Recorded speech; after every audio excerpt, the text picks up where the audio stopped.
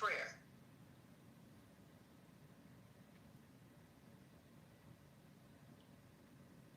Bismillah ar-Rahman ar-Rahim. In the name of Allah, the Beneficent, the Merciful.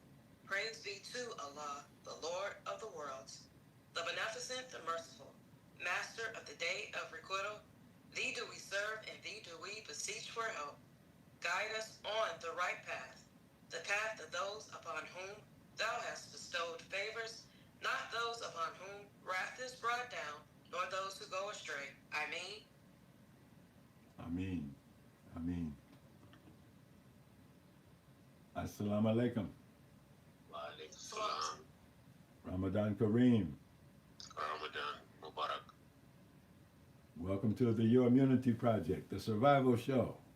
We made it one more week. All praise is due to Allah, because there are many poor souls who didn't.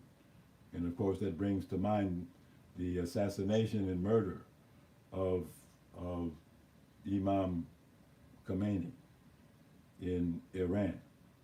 But he's not the only one. There have been many, many victims of war and slaughter and violence that is breaking out all over the world. I made a prediction that the War of Armageddon would break out on this day, the 3rd day of March, but I was a little bit off. It looks like they jump-started me. They did a sneak attack, had Iran in peace negotiations, making them think they were secure, and then caught them off guard for the second time. But they responded very quickly. And so tomorrow night, on the second part of the survival show, which is normally called the 19th element, we're going to be dealing with some of those geopolitical issues that are affecting everyone. And so be sure to tune in tomorrow night. Trying to get myself adjusted here, excuse me. I'm using a slightly different setup than I usually do, and I'm trying to get it right so it looks right and sounds right, so it'll be right. Okay, all right, and so I can see right. So here we go. So this is the survival show, and the focus last week as well as this week is on the survival of the nation. And specifically, we don't mean the United Snakes of America. No, we're really talking about the black nation, the universal black nation, especially that part of the universal black nation in the wilderness of North America, the Nation of Islam. And of course, we're coming off of a tremendous week. We called it Savior's Day week because it was a schedule of events that went all week long.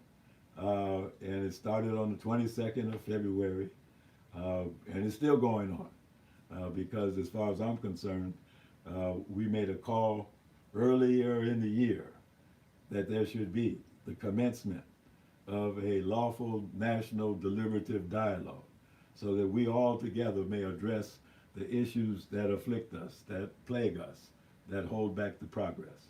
And so that great dialogue was commenced, and it continues, and it's accelerating, and it includes more and more people. And so why don't you participate? You can participate right now just by pushing the share button. If you're on YouTube or Facebook, you have a following.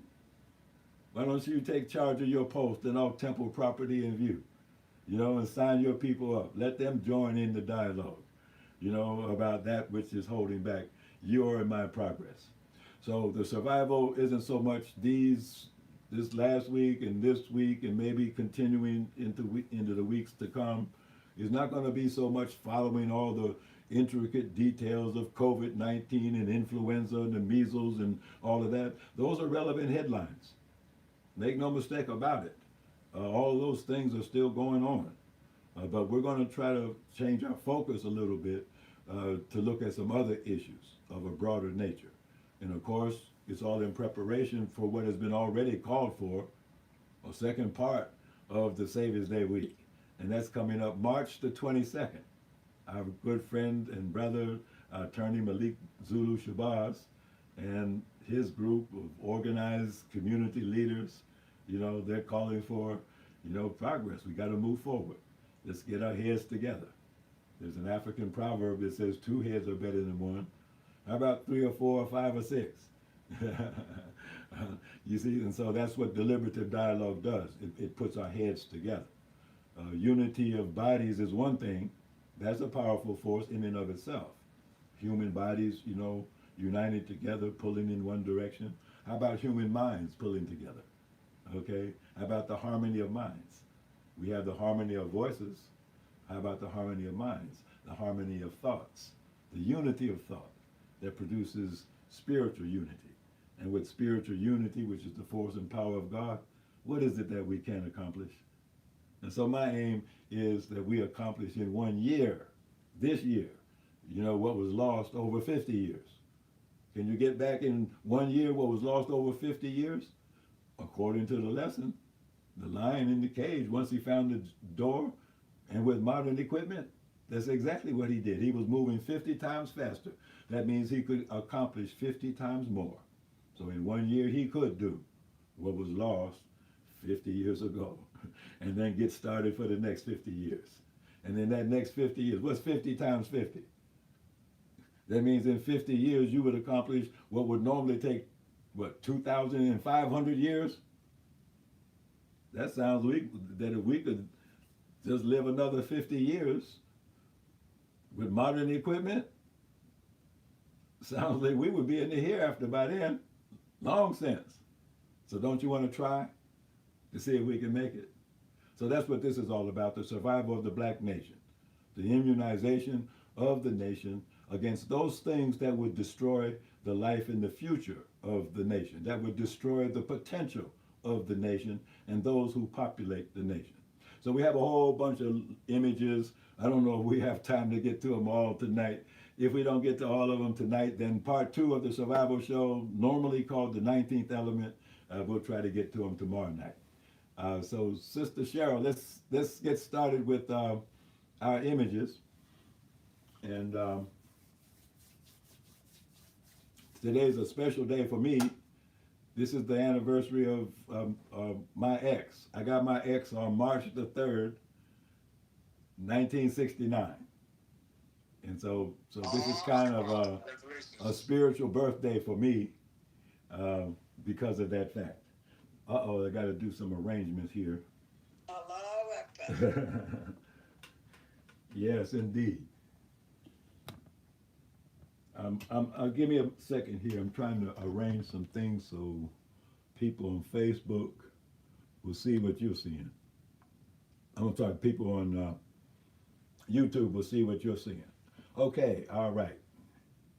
And I think you can still see. All right. So that's our logo, the Your Immunity Project. So what we're talking about are the projects that need to be done to save the nation. Normally we talk about projects that you and I can do as individuals to save ourselves and our families. But what about projects that need to be done to save an entire nation?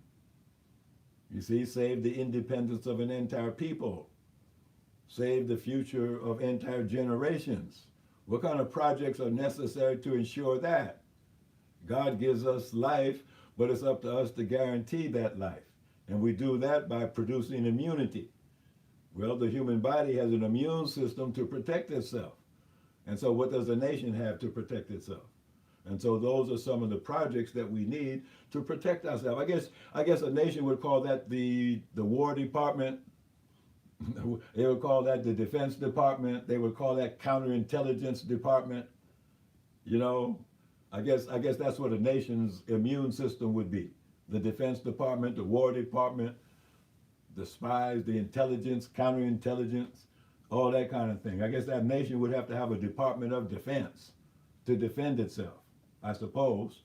Otherwise, they could get wiped out by any virus that came along. And so we're going to focus on the health of a nation, the immunization of a nation, and what a nation would have to have, what kind of projects you would have to have in order to guarantee the safety of a nation. Our nation, not somebody's nation, our nation, your nation, the nation that you're going to bequeath to your children. And so let's look at the next image. So keep that in mind, have that broader view. So there I am in my FOI uniform, you see. I think that picture was taken the day of the Million Man March. And And so I was so proud today I got my FOI uniform. And the thing about it is I can still wear my original FOI uniform. I'm still the same size as I was back in 1968. You know, I'm not saying I still wear my original uniform because I wore it out. I used to wear that uniform so much, you know, but it was tough material, still is tough material. So all praise is due to Allah that Islam found me. Now the funny thing is, you know what the captain told me? Captain Collins, Mosque number 19, Dayton, Ohio. He looked at me the first time I was able to join the FOI class. He looked at me, he said, you know, the devil's glad Muhammad got you off the street. I didn't know what he meant at the time. He said the devil is glad Muhammad got you off the street. You know? Well, I'm sure glad Muhammad got me off the street too. Otherwise I wouldn't be here. Next image, please. So we're talking about those projects that would actually help to a nation to survive.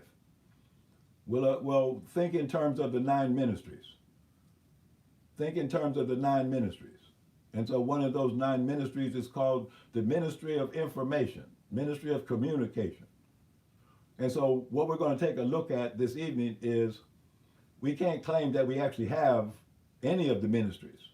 None of them actually exist except in, you know, conceptual form. But that doesn't mean that people aren't doing activities already that correspond to those 9 ministries and the 11 task forces. There's people doing things all over the place. And some of the things that they're doing we know about, but most of the things that most of the people are doing we don't know anything about. So what I'm going to try to do this evening is highlight some of the things that correspond to the development of the 9 ministries that people are doing independently. They may not even be thinking about it in terms of the 9 ministries. But whatever you call it, it's the activity that counts. So if they're doing the activity of the ministry, then that could potentially be a part or a foundation stone of the actual ministry when sometime in the future that actual ministry comes into existence. You see, so these are like projects. So in my imagination, maybe not in yours, you see, here's a project that was started by Brother Carlito Muhammad and his wife and other people years ago. Started it years ago. The concept, Califani Radio Network. And then somehow or other, you know, he gifted it to me. I don't know what to do with a Califani Radio Network, but I said, thank you, brother. All praise is due to Allah. And so then I started thinking about it. I said, suppose all of the people, see, because I actually thought Califani had a whole bunch of shows connected to it, and I found out it was only a few. And right now, see, if we say, what is Califani Network? What's the program? Well, we have the prayer and fasting broadcast. We have the 19th element. We have the Your Immunity Project that you're listening to right now. But what about the People's Podcast? What about all of the other podcasts that are out there on the internet? See, Brother Carlito and his wife, they weren't the only ones that were forging ahead. What about Sankofa Revolutionary Radio, 95.1, I think? What about them and others that I can't even name, that I don't even know about? I bet if we looked into it and got serious and organized it, I bet you could probably find 100 podcasts that are going on right now, that if you put them all together in an organized fashion, that would constitute a network of all kinds of programming. And it would be our network. And we could set it up on an independent platform so we wouldn't be plagued by the interference that we get from Mark Zuckerberg on Facebook. And look at me, I'm banned on practically all the social media platforms. People send me something on TikTok. I can't open that. Send me something on Twitter or Twist, whatever it is. I can't open that mess. So if the Honorable Elijah Muhammad said, get some of this earth that we can call our own, how about some of this cyberspace that we can call our own? So if we put all this programming together that all of us are producing, and some of it is excellent, you see, we would have a network. But without a network, yeah, I have a handful of followers, you have a handful of followers, a handful of viewers. But if we put all of it together, then the viewership would be in the millions. And then what would be the commercial value of that? Next image, please. So that's what I'm going to try to do, is show examples of what people are already doing. People haven't been sitting still. Some people might have been sitting still, but other people have been moving out at a faster pace, like the Honorable Elijah Muhammad said. So the way ahead is called progress. If you're not making progress, then you're not going ahead. If you're not going ahead, you're not standing still either. You're going back. So you either have you have a stark choice: either go ahead or go back. So I don't know about you, but I'm interested in going ahead. Next image, please. So I'm interested in progress. I'm not interested in sitting around idle. So this is the work to get our people up. Now, of course, the Honorable Elijah Muhammad told J. Edgar Hoover back in the 30s, when J. Edgar Hoover said he would never be able to teach Islam to his people. That's like putting pants on an elephant. The messenger said, I already got one leg on. Well, he got both legs on now. See, this is 2026. You tell me Honorable Elijah Muhammad don't have both legs on that elephant. He getting ready to put the pants on. He getting ready to tighten the belt. So that's what time it is for us to do, tighten the belt. The Honorable Elijah Muhammad has already gotten us up. He has already taught us. And so some of us might still be down on the bench, but many of us are at the end of the line. We've already been resurrected. You don't know everything. You can't do everything, but you know enough to do something. And isn't that what he told us in 1974? You don't have to ask what to do after I get you up. Who you going to ask after that? God going to tell you what to do. So you don't have to ask what to do. Just get up and do something. And so that's what we're showing, or trying to show as best we can, that a lot of people have heeded his word. Sometimes we pay most attention to people who are disobedient to the teacher. But remember, there's always people who are obedient. Sometimes they don't get the headlines like they should. Seems like all the bad actors, they're the ones that get the headlines. You know? So we're going to try to take a look at some examples of people doing things, you know, after they themselves have been helped up by the Honorable Elijah Muhammad, and then they figured out a way that they could help others to get up. See, that's the work. You got up, somebody helped you up, now you help get somebody else up. And then pretty soon all of us are up. It'd be like a chain reaction. That'd be the unity that's more powerful than nuclear bombs. Next image, please. If we all go to work, that'd be a whole lot of energy if all of us went to work. So, you know, that work is only possible by those who have read this book. Don't think that you can bring about the resurrection of the black man and woman in America and you have not read the textbook on resurrection. This is the textbook on resurrection. You got to read the textbook.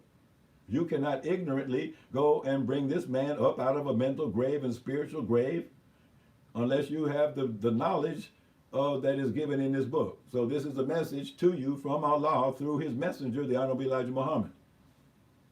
Now, he's not a prophet. He's somebody that fulfills what the prophets wrote. God said he was going to come and get you. He didn't say how. So you got to read this book to find out how you are to be delivered. You're not going to be delivered any old way just because you want to be delivered any old way. No, there is a certain way by which deliverance is taken. And so you got to take the message and read it and understand it and either accept it or reject it. Because there's no compulsion in religion. So you can stay here if you want to, or you can go with the messenger and his followers. So what this is all about are those who have taken away with the messenger. And they have made progress with their lives, and they share their progress and success with others. And they celebrate their victories over the disbelieving people along the way. Next image, please.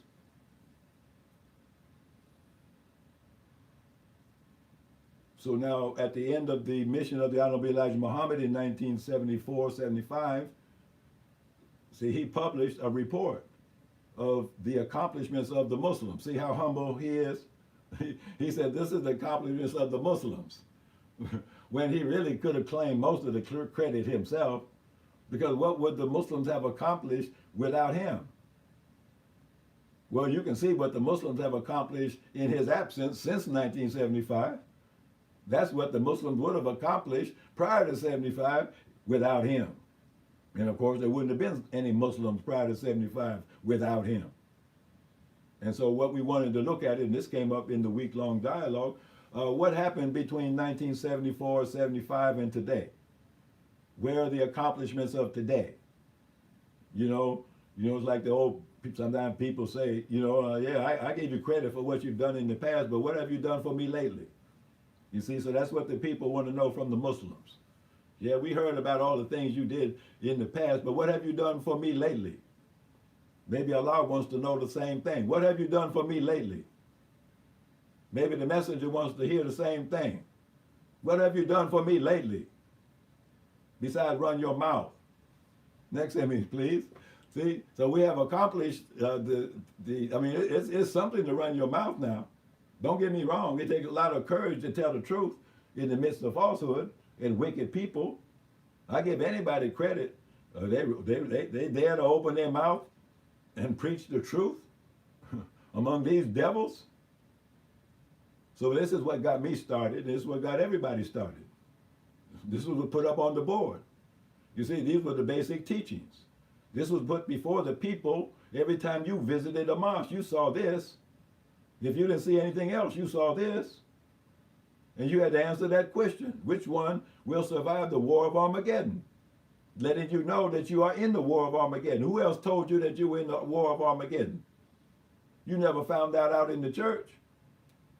To this very day, they're scratching their head in the church trying to figure out something about the end times and is this the judgment day and when is Jesus coming back and all. They're still confused. But if you wanted to find out what time it is, you went to the mosque, and I don't care what mosque you went to, this is what you saw in every mosque. Christianity on one side, the flag of Christianity and the flag of Islam. Now, sometimes the use of Christianity by the Honorable Elijah Muhammad, he's referring to what they call Christian civilization. He's not talking about the truth in Christianity, because the original Christianity is African. If you want to know about the original Christianity, you got to go to Africa.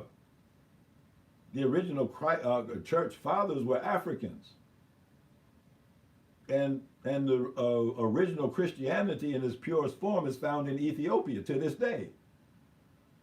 And if you want the real Christian Bible, you have to go to Ethiopia and read the Ethiopian Bible. So when the Honorable Elijah Muhammad puts the word Christianity under the American flag, you know what kind of Christianity he's talking about. He's talking about the Christian Knights of the Ku Klux Klan. You know that kind of Christianity. The kind of Christianity that burns you at the cross. That kind of slavery. That kind of suffering. That kind of death. That's the Christianity that the Honorable Elijah Muhammad is talking about, where they use the righteous and holy name of Jesus to hide their dirty religion. And that's what their religion is, slavery, suffering, and death. And of course, then the clear choice is on the other side, freedom, justice, and equality under the flag of Islam. And it was often pointed out that that's the greatest and only flag known. What flag do you know on earth that is higher than the sun, moon, and stars? America's flag is under the sun. America's flag is subordinate to the moon. America's flag don't fly higher than the stars. So all flags are subordinate to the universal flag of Islam. And so we worship the God of that flag, who came and gave us that flag for our national. And so that's what we should be striving for, is to live up to the standards of that national, the standards of freedom, the standards of justice, the standards of equality, so that we can establish a kingdom of peace with the God of peace, who came to establish peace on all of the earth by destroying the wicked in the war of Armageddon. So now which one do you think is going to survive? And which side are you on? Next image, please.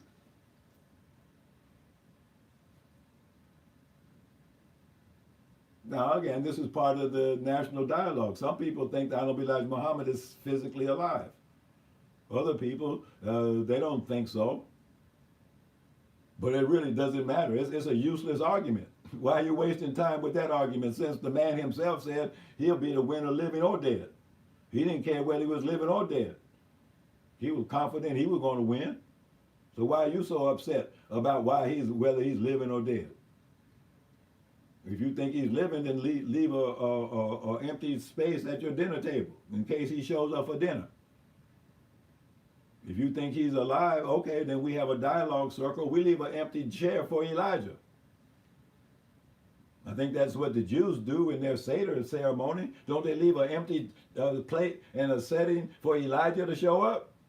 I think somebody told me that's what the Jews do. I don't know. Correct me if I'm wrong. They leave a place for Elijah.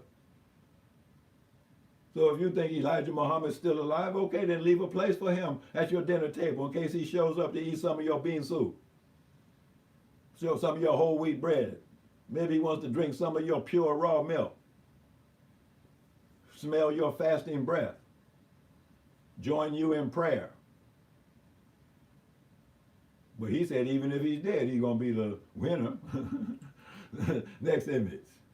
So I kind of take it like I live like he's living, that he might show up at any minute. But then again, I accept the fact that he's dead. And we have to carry on. And if he's in some indeterminate state that I don't know anything about, so be it. But I know for sure he's not here right now.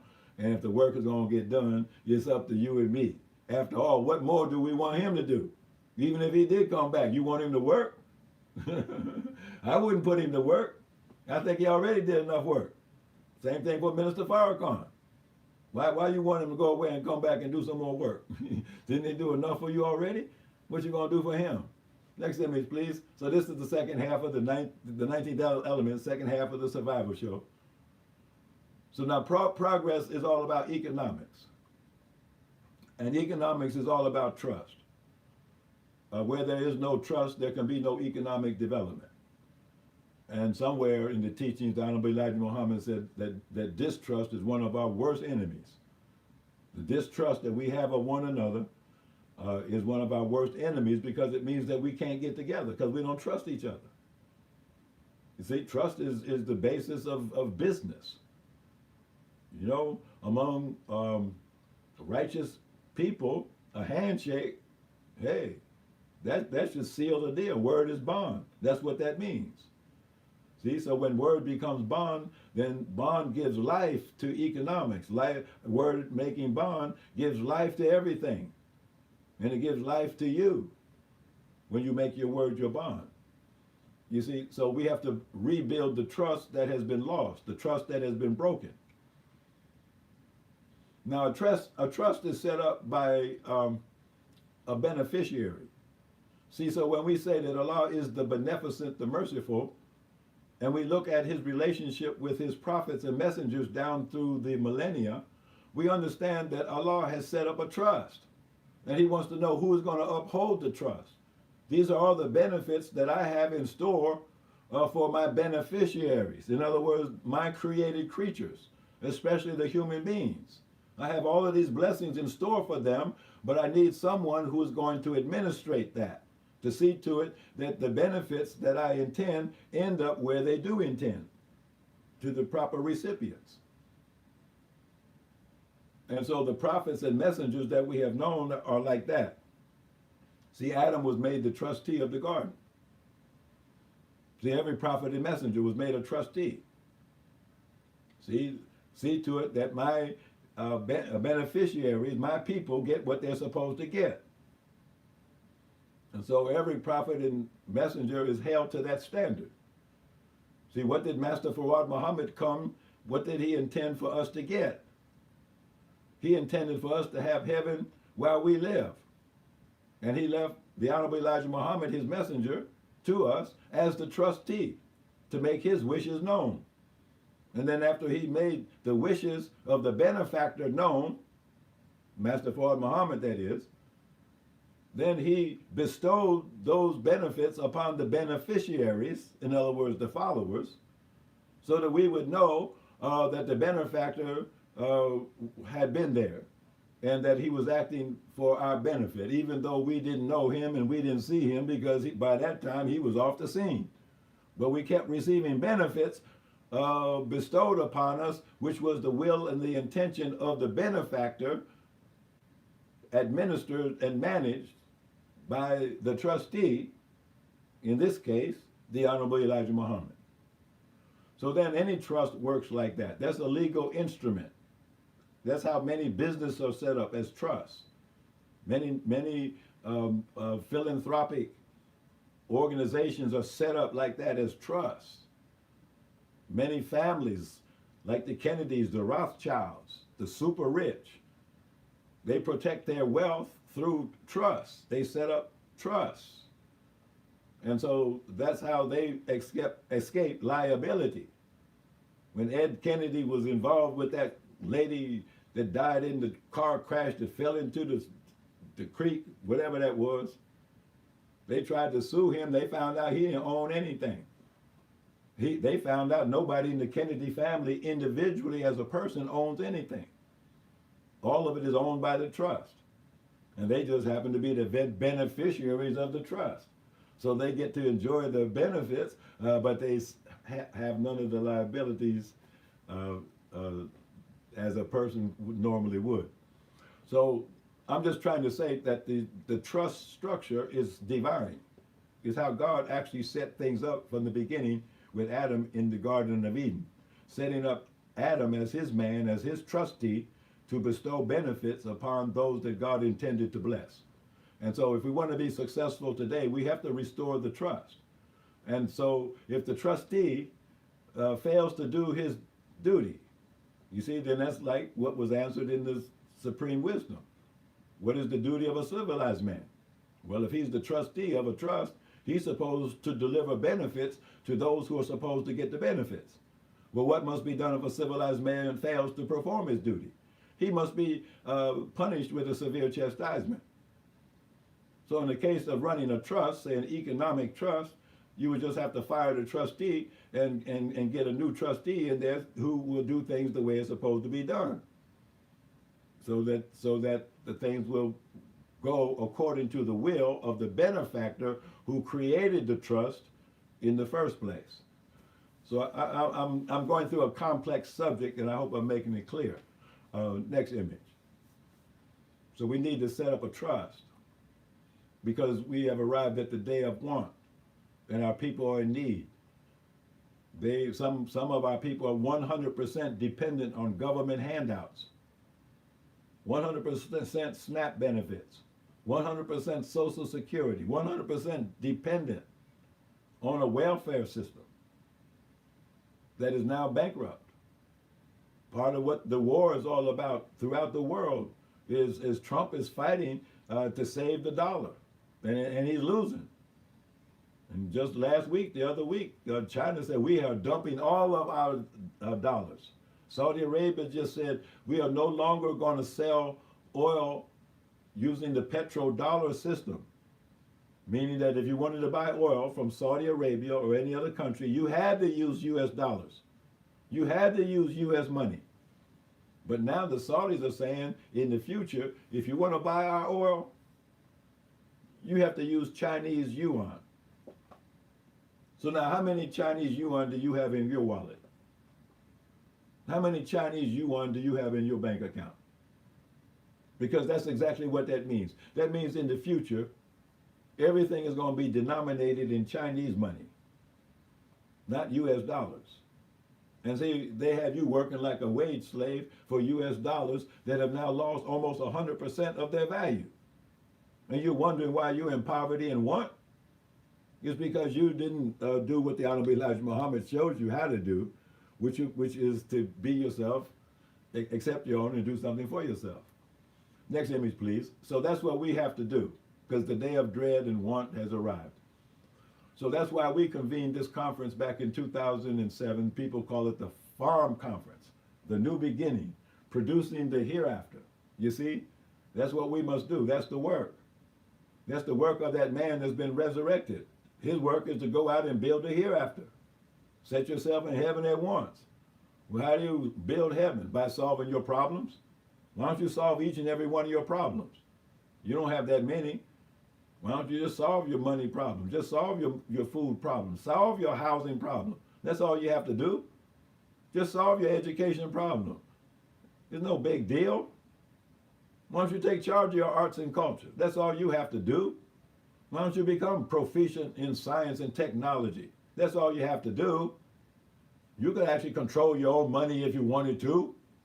You don't actually have to give all your money away. What's wrong with you? Let people rob you blind. You don't have to do that. You see, and if we don't do that, then we're not making His word our bond. See, the theme of this conference was actually given by Minister Farrakhan during one of our dialogue conversations.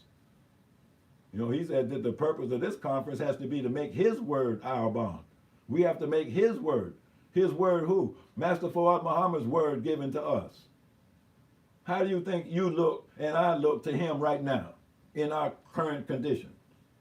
How pleased do you think he is over the condition that he sees his nation of Islam in? This would be like the husbandman that went away and came back and found his garden in ruin in the care of somebody that didn't know what they were doing. And he was very angry. How do you think Honorable Elijah Muhammad sees the condition of our nation? He sees your condition. What's your physical condition? How healthy are you? What is your weight right now? What's your health status right now? How well do you practice how to eat to live? How much do you actually pray? And you think you can do this work? It depends on how you answer those questions, because those are vital questions. You might be praying all day long, fasting all week long. Okay, then let's do the work. Sounds like you're ready to do the work. Next image, please. So that's what this conference was. This was in September 2007. It was the result of 7 years of the work of the Atonement Commission. I was the chairman of the Atonement Commission. And so this was a National Laborers Conference, September in 2007 at the Minister's Farm in Michigan. And what you're looking at is a page from the Book of Acts. So as a result of 7 years of deliberative dialogue, we came up with a book that we called Our Book of Acts. I've shown it here on the air in the past. So this is just one page from it. This is just one page, and you can see it's about the Ministry of Arts and Culture, program initiatives, items for future study and consideration. So now this is just the title page for the entire program's initiatives related to the Ministry of Arts and Culture. In other words, this is just the title page of another book. The Ministry of Arts and Culture, like all of the other ministries, has its own book of written out programs. Fully written out programs. I'm just showing you the title page of the book that goes with the Ministry of Arts and Culture. There's a book that goes with the Ministry of Finance or Trade and Commerce. There's a book for the Ministry of Agriculture. And so on that day at the conference, my job as the chairman of the commission was to hand Minister Farrakhan all of the books, to give him all of the books of the 9 ministries. And then those 9 books were going to be distributed to acting ministers for each ministry, and they will begin to organize themselves around their own program initiatives. And if you added up how many different programs were there for all of the 9 ministries and the task forces, it added up to 121 different programs to be divided among the 9 ministries and task forces. And then the idea was to give them what they needed as a startup and let them go for it. These are the experts in all these areas. Let them put into practice, into motion, these program initiatives to help solve the problems of our nation and to meet the needs of our people. So this is just a section that had to do with arts and culture. But there was a section for every last one, and we're going to see a few of them, not all of them. Next image, please. So this would be an image that would belong with the spiritual ministry. You see, He will turn the hearts of the fathers to the children and the hearts of the children to the fathers, lest I smite the earth with a curse. Okay, well, who's going to do that work? We need a ministry, a spiritual ministry that unites the Islamic world, unites the spiritual world, unites the world of the righteous. This world is, pardon me, this work is about the resurrection, yes, of the lost found nation, the mentally dead in the wilderness of North America, but it also says the resurrection of the righteous. So we have to have a missionary spirit. We have to be all over the world with the teachings of the Honorable Elijah Muhammad. They need to know about this in China. If China is going to be a rising power, they need to know the teachings of the Honorable Elijah Muhammad. They need to know this all over Africa. They need to know this in Brazil. If Brazil is the biggest black population in the Western Hemisphere, how come they don't know the teachings of the Honorable Elijah Muhammad yet? So it's a big world, a big field for the wide awake man to work out in. So we need a ministry that would do that kind of missionary work. Send out young people all over the world. You come out of the University of Islam 17, 18 years of old, you know, and get sent abroad and be working in Bangladesh, in Pakistan, somewhere. You'll be with the people in Iran. You'll be with the people in Palestine, teaching them the teachings of the Honorable Elijah Muhammad. That's the spiritual ministry. What man having a light hides it under a bushel? So while we've been under a bushel, hiding our light. Next image, nobody else has the light. We got the light. Next image, please. And there's so much more with the spiritual ministry. You see?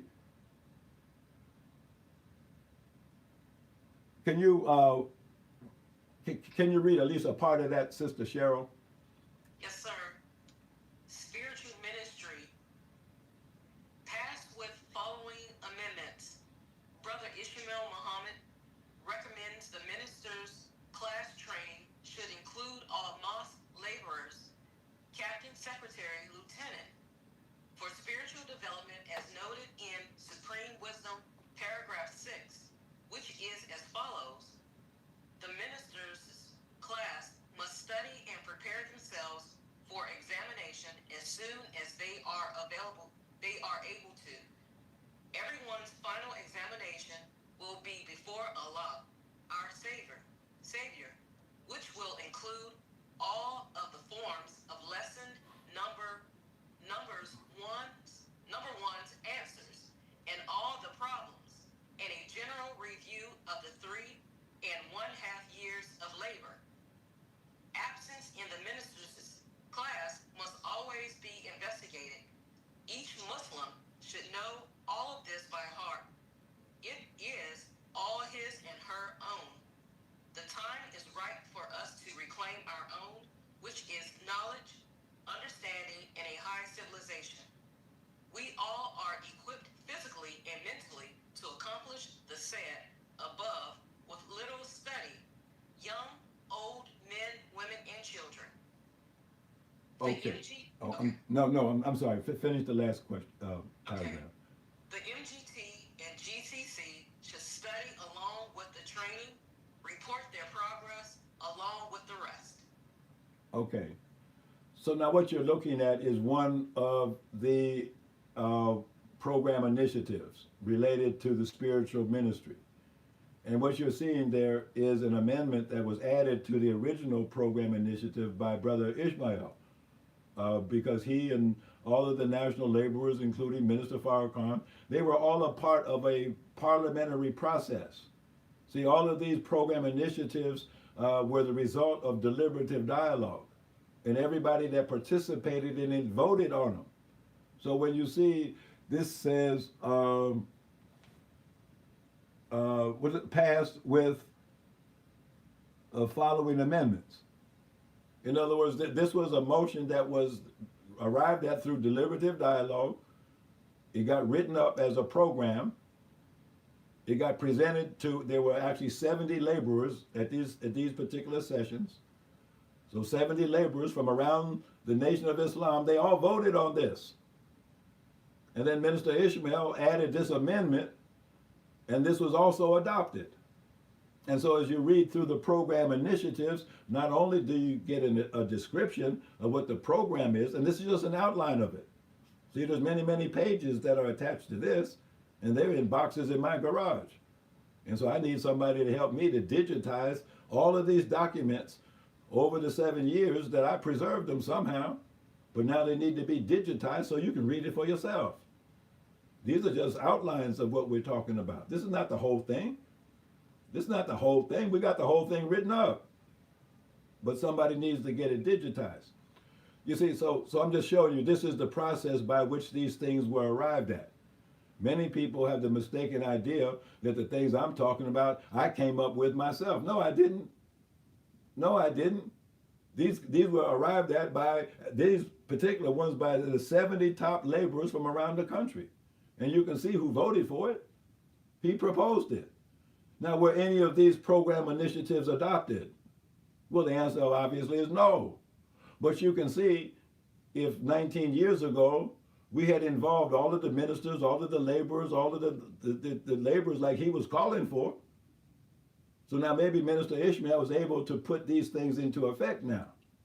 Now that he's in a position of leadership, maybe he can independently implement what his original amendment was 19 years ago.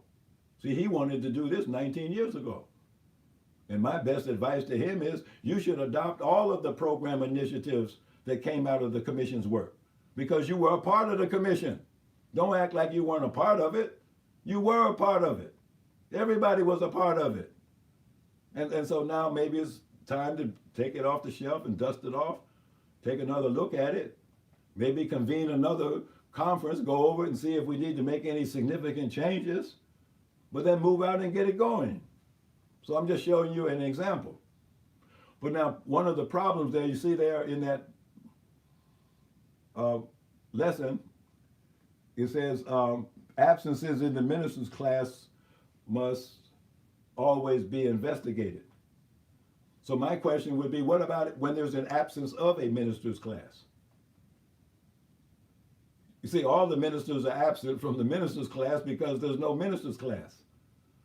So one of the glaring deficiencies spiritually in the nation of Islam, it's not just that the captains and the secretaries have not been spiritually educated, even the ministers haven't, because there has not been a minister's class.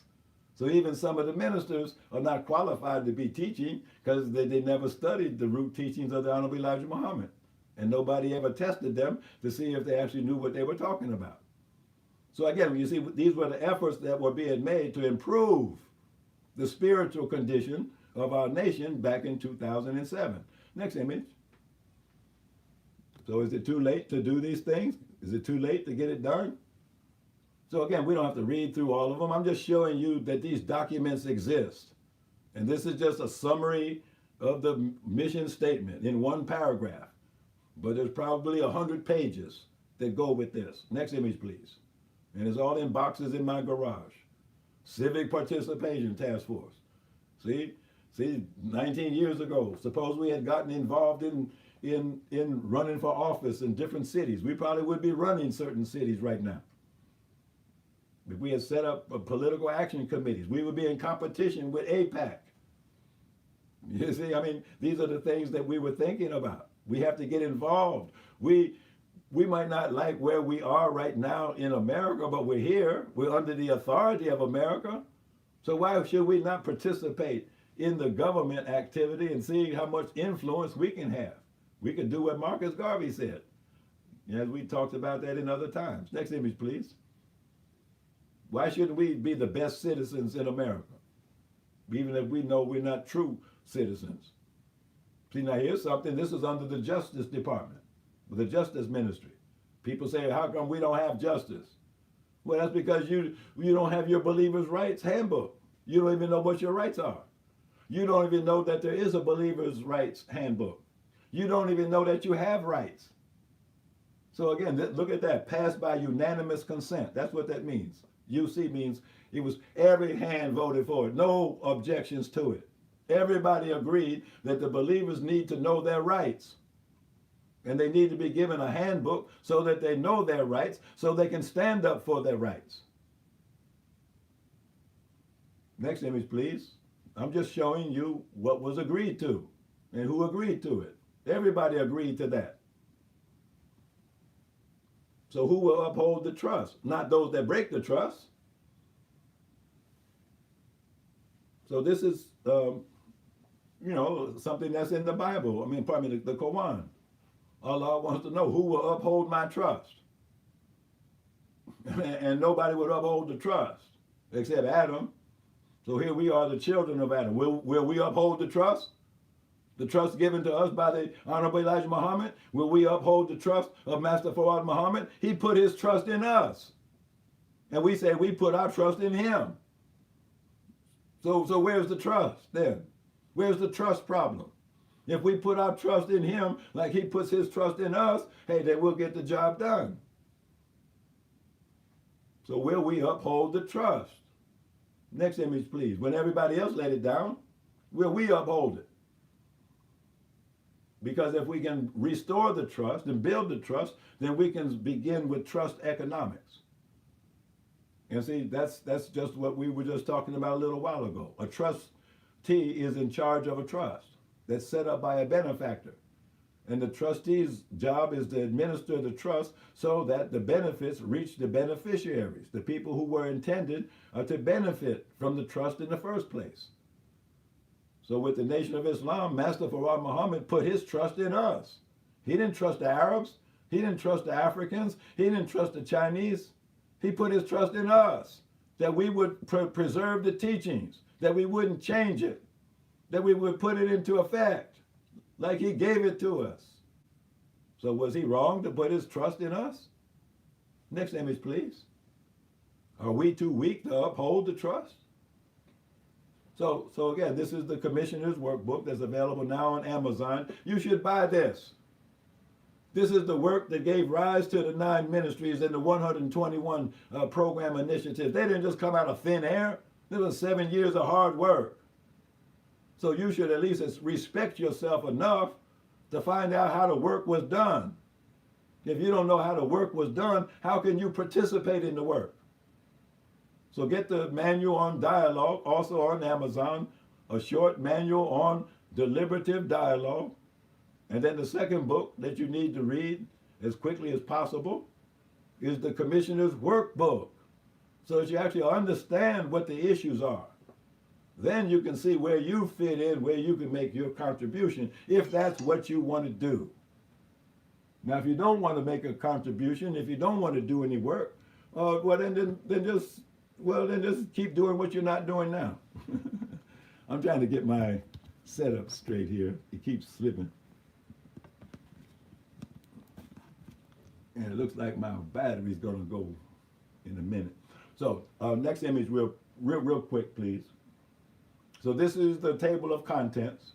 You might want to take a screenshot of this if you can, because this tells you, what is the 19 sessions that we had over an 8-day period of time, and the dialogue that came out of this. And keep in mind, the minister said that the Commissioner's Workbook, he told me that the Commissioner's Workbook was going to be the next study guide. That this was going to replace the self-improvement study guide. This was the next step after the self-improvement study guide. That all the believers were going to be studying the Commissioner's Workbook, trying to answer these questions for themselves, and then getting together through deliberative dialogue to rebuild the nation. That was the original plan. That's what I agreed to. That's what I thought was going to happen. And maybe it still will happen. Just get the workbook and get the deliberative dialogue book, and then maybe we can make it happen. But you can't do it if you don't understand what's involved. Next image, please.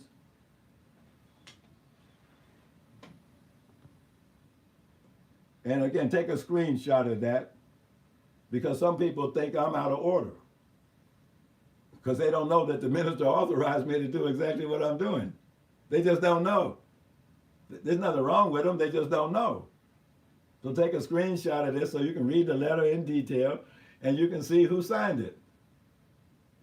The minister signed it, Minister Ishmael signed it, and I signed it. Okay, so that's the authorization. This is official, whether you like it or not. I'm sorry if you don't like it, but that's the way it is. Next image, please. I don't know why you wouldn't like it. But what's wrong with making the condition of the nation better? Since you already know that the messenger is not pleased with the minister because of the condition of the nation. So it seemed to me that we would be at top speed trying to change the condition of the nation so that the messenger could be pleased with the minister. Why would you even want the minister to see the messenger if you know he's going to be displeased? He might take a beating. So again, this is the Ministry of Information. And again, this is just the mission statement. There's probably 100 pages that go with this one paragraph. Next image, please. So I'm calling that California radio right now. People say we need financial accountability. Where's the National Secretary's report? What happened to the money? Well, that's because you don't have a financial management system. We had a beautiful sister on the commission from Chicago. I won't call her name. You probably know her if I called her name. In Chicago, you probably know who I'm talking about. She wrote a top-level 24-karat gold proposal for financial management of the nation. I recommended the sister to be the national secretary. Since Brother Kamal didn't want to be the national secretary, he was trying to quit. So I told the minister, hey, I think I found your national secretary. This sister is top-notch. I mean, this world-class management system here. But I don't know what happened. Next image, please. I don't know what happened to the sister. So that's all we're really saying. If the lion is serious about getting out of the cage, all they got to do is go through the door. The door has already been identified and unlocked. So if he's still in the cage, that's because he wants to be. But if he got out of the cage and used modern equipment, you can do the math. He'll be moving 50 times faster than ever. He can get 50 times more done than he ever could do before. So that's what the time is to me. I think the year 2026 is a year that we should try to do in this 1 year what was lost 50 years ago, with what they call the fall of the nation. I don't call it the fall of the nation. I call it the takedown of the nation. Next image, please. Well, whether it was a fall or a takedown, we need to get it back. Now, this is my sister. This is Sister Alim Muhammad from Chester, Pennsylvania. She don't know I'm doing this now. I'm highlighting her because I want to show you that some people are already moving out, doing the things that the 9 ministries are supposed to do. Well, she didn't wait for the minister to set up the 9 ministries. She was one of the commissioners. She was on the task force for housing and urban development. Okay, now let me show you what this sister did. See, she was actually going to be my captain in Washington, D.C., but then she moved back to Chester, and did what she did, which you're going to see in a minute. I'm so glad she moved back to Chester, too. Next image, please. No telling what she would have done if she had stayed in Washington, D.C. You see these homes? You see these homes? That sister built these. Next image, please. Sister Barbara built these. Hundreds of homes. She got some women organized because she's an MGT captain. I don't know what happened. Somehow, they kind of forced her out of the mosque. She didn't have nothing to do. So being an MGT captain, she organized the women in the community where she was born, gave them a good dose of the teaching, got them organized. And then they went and put pressure on the city and the state and everybody else, got some architects together, building developers, and they built these houses. This used to be like Section 8 projects. They went and re-renovated the whole community as far as the eye can see. We're talking about hundreds of homes. Next image, please. I'm talking about my sister. She didn't wait for somebody to tell her what to do. See, they converted these type homes. See, this old structure here. Next image, please. Into what you're seeing here. Next, look. Playgrounds for the children. Look at this. Next image, please. Look at this. Sister Barbara did this along with the women that she organized in Chester, Pennsylvania. I put her on the commission. When I found out about this, I said, Sister, you need to be on the commission. And I took her to Chicago, and she gave a presentation to the National Council and to the minister. She told them everything that she did to make this happen in Chester. Because the idea was, hey, we can do this all over the country. We can do this all over the country. If she can do this in Chester, Pennsylvania, hey, we can do this all over the country and put our people in the best decent housing that they can afford. Next image, please. Look what she did. I'm getting to the senior citizens. Oh, there was supposed to be a picture of the senior citizens home that she built. Oh my goodness. It's luxurious.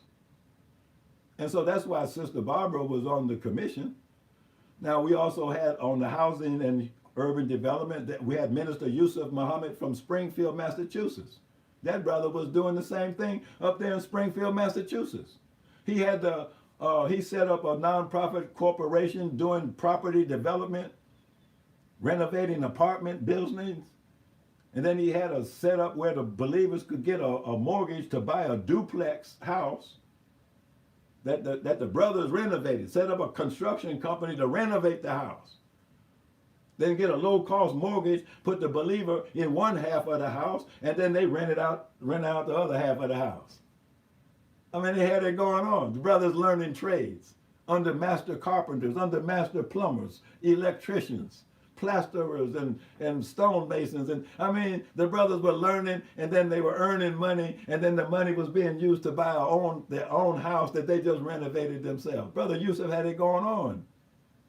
That's why he was a commissioner, and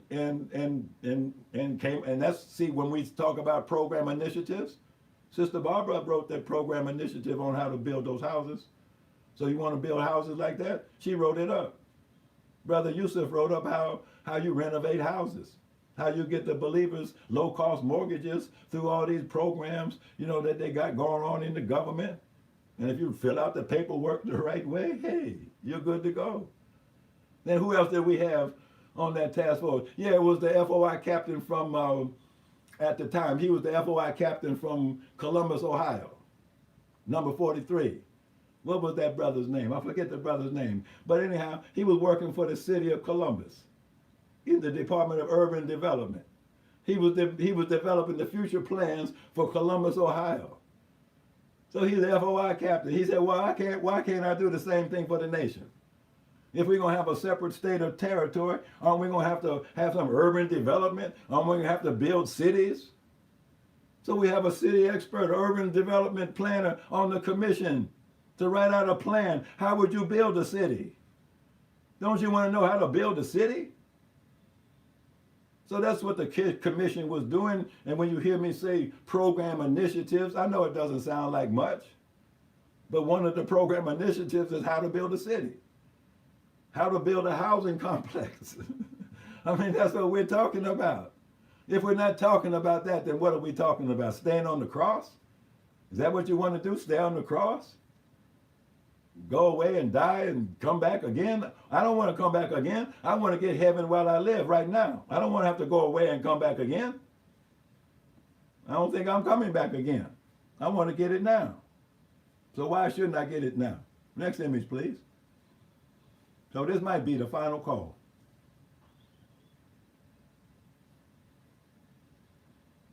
See, so some people object to the force and power being exercised. But the Honorable Elijah Muhammad says we must force black unity. So I know a lot of people, they don't want to dialogue. They don't want to be accountable. They don't even want to tell the truth. But whether you want to or not, you're being forced. Because black unity is a must, and it's the desire of God. And he will bring it about one way or the other, whether you like it or not. And I wouldn't know why you wouldn't like it. Next image, please. It would make everything better. Why wouldn't you like it? What's wrong with you? So the black man must do his duty. The black man must do his duty. And so you need to find out, what is your duty? What is your duty by yourself and by your people? And then let's get organized so that we can do our duty by God and the messenger and our people and by one another. That's what's wrong. We're not being dutiful. We're derelict in duty. Somebody's derelict in duty. And so that makes things fall apart. Next image, please. What is your duty to your Lord? In the hereafter, no medicine, no drugs. Well, I took this seriously. as a medical student, as a doctor? How could you heal people without medicine and drugs? And then I say, oh, how to eat to live? So it may have taken me 40 years, but I figured out how to do it. So I figured that's at least a part of the hereafter that I could bring in. I know how to cure people without medicine or drugs. So that's what Abundant Life Clinic was all about all of those years. Next image, please. Now we're trying to put together dralim.com as a virtual website. I'm not calling it the Health and Human Services Ministry, but it's a stab in that direction. Now these are the books. Again, these need to be published or republished because right now most people, they don't know the science of atonement. You don't even know how to get yourself out of Dutch with God. You don't even know how to get yourself out of Dutch with one another because you don't know the science of atonement. And so there you are stuck where you are with what you have, suffering like you are because you don't know how to get out of it. How do you change your condition? Allah never changes the condition of a people until they change it themselves. Well, these 8 or 9 steps of atonement are how you do it. What do you know about it? So you have to read it and study it and do it. Next image, please. The rebuilding of the Nation of Islam. What do you think that is except an atonement process? Why don't you want to atone? Oh.